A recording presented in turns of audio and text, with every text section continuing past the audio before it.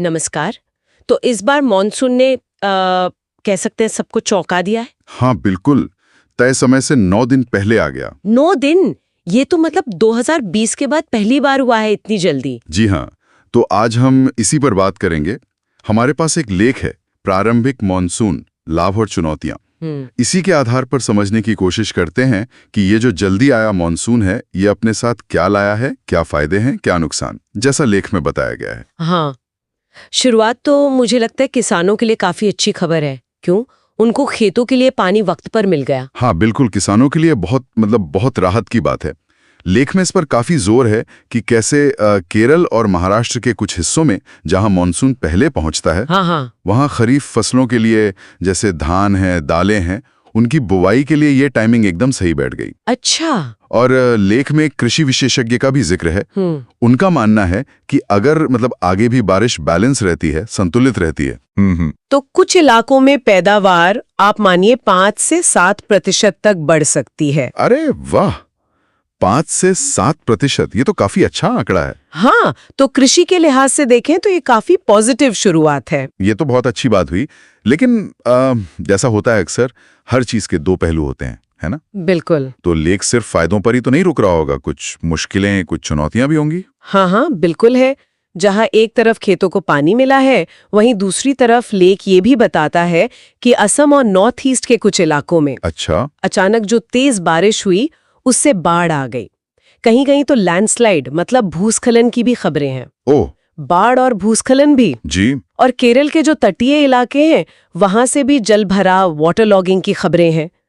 तो ये दिखाता है कि मानसून का जल्दी आना सबके लिए एक जैसा नहीं है। सही बात है, एक तरफ फायदा, दूसरी तरफ नुकसान। और इसमें एक और बात है, लेख में मौसम वैज्ञानिकों का जिक्र है।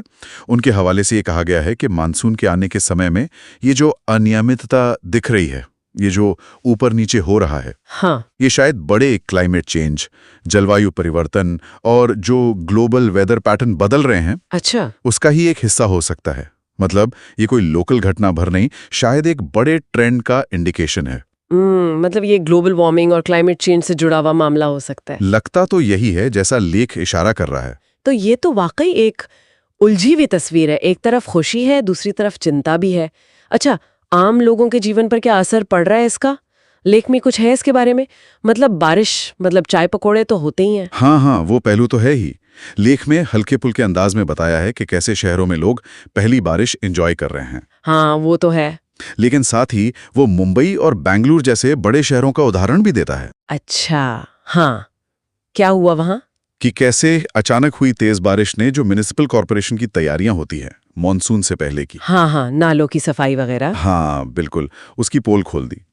कई जगहों पर वाटर लॉगिंग हुई, ट्रैफिक जैम हुए, लोगों को काफी परेशानी झेलनी पड़ी। ओहो, तो शहरी दिक्कतें भी सामने आ गईं। जी, तो एक तरफ प्रकृति है, दूसरी तरफ हमारा जो अर्बन इंफ्रास्ट्रक्चर है उस पर दबाव भी बढ़ रहा है। समझ गई। तो कुल मिलाकर अगर हम इस लेख की जानकारी को समेटें तो ये जो जल्दी मानसून आया है एक तरह का मिला-जुला पैकेज है। हाँ, कह सकते हैं। किसानों के लिए तो उम्मीद है, लेकिन बाढ़, भूस्खलन, शहरों में जल भराव जैसी चुनौतियां भी साथ लाया है।